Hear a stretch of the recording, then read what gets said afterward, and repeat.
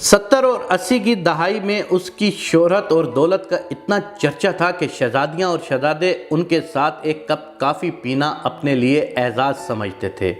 وہ کینیا میں موجود اپنے وسیع و عریض فارم ہاؤس میں چھٹیاں گزار رہے تھے۔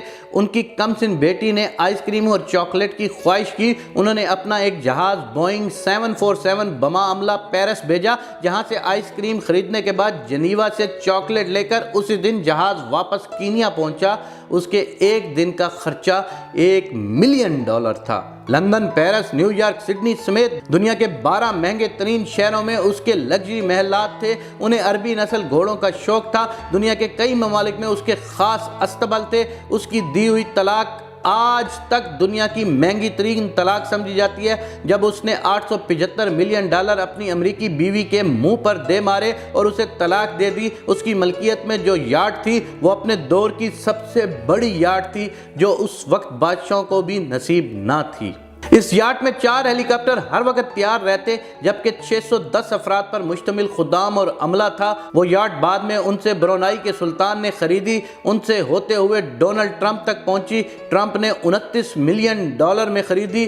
ان کی اس یاٹ پر جیمز بانڈ سیریز کی فلموں سمیت کئی مشہور بالی ووڈ، ہالی ووڈ فلمیں شوٹ کی گئی ہیں۔ اپنی 50ویں سالگرہ پر اس نے اسپین کے ساحل پر دنیا کی مہنگی ترین پارٹی دی، جس میں دنیا کی 400 معروف شخصیات نے 5 دن تک خوب مستی کی۔ امریکی صدر رچرڈ نکسن کی بیٹی کی ایک مسکراہٹ پر 60,000 پاؤنڈ مالیت کا طلائی ہار قربان کر دیا۔ اسلحے کا بہت بڑا سوداگر تھا۔ ملکوں کے درمیان وہ اسلحے کی ڈیل اور معاہدے کراتا تھا۔ سعودی عرب اور برطانیہ کے درمیان انہوں نے $20 ارب کے معاہدے کرائے۔ شراب و شباب ان کی کمزوری تھی۔ 4 جائز اور 8 ناجائز بیگمات ان کے عقد میں تھیں۔ یتیموں پر دست شفقت رکھنا، بیواؤں کا خیال، مسکینوں کی مدد، سیلاب اور زلزلوں میں انسانی ہمدردی کے تحت فلاحی کام، ان سب سے اسے سخت الرجی تھی۔ ان کا یہ جملہ مشہور تھا کہ آدم علیہ السلام نے اپنی اولاد کی کفالت کی ذمہ داری مجھے نہیں سونپ دی۔ 80 کی دہائی میں وہ $40 ارب کے اثاثوں کا مالک تھا۔ پھر آہستہ آہستہ اللہ تعالیٰ نے اس کی رسی کھینچ لی۔ اب تنزل اور انحطاط کی طرف اس کا سفر شروع ہوا۔ اربوں ڈالر کی مالیت کے ان کے ہیرے سمندر میں ڈوب گئے۔ کاروبار میں خسارے پہ خسارہ شروع ہوا، قرضے پہ قرضہ چڑھا، سب اثاثے فروخت کر ڈالے۔ ان کے دوست احباب، ان کے چاہنے والوں نے ان سے نظریں پھیر لیں۔ یہ ایک لمبی مدت گمنامی کے پاتال میں چلا گیا۔ کسی کو خبر نہ تھی کہ کہاں ہے۔ پھر ایک دن یہ لندن میں کسی سعودی تاجر کو ملا۔ ان کی حالت غیر ہو چکی تھی۔ اس تاجر سے کہا، وطن واپس جانا چاہتا ہوں لیکن کرایہ نہیں ہے۔ اس سعودی تاجر نے اکانومی کلاس کا ٹکٹ خرید کر اسے دیا اور یہ جملہ کہا، اے عدنان، اللہ تعالیٰ نے فقیروں اور غریبوں پر مال خرچ کرنے اور صدقے کا حکم دیا ہے۔ یہ ٹکٹ بھی صدقہ ہے۔ اپنے دور کا یہ کھرب پتی شخص صدقے کی ٹکٹ پر عام مسافروں کے ساتھ جہاز میں بیٹھ کر جدہ پہنچ گیا۔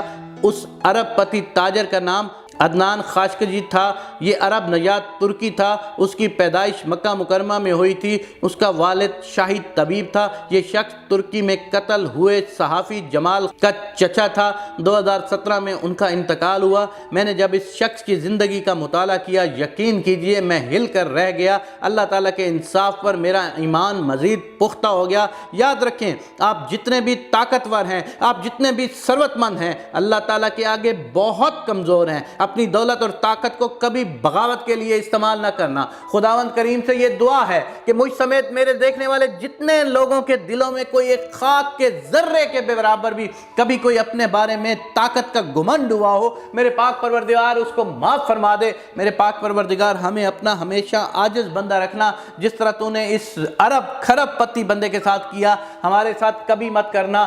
میں اور میرے دیکھنے والوں کی دعا ہے میرے پاک اللہ کہ تو ہمیشہ ہم پر کرم فرما۔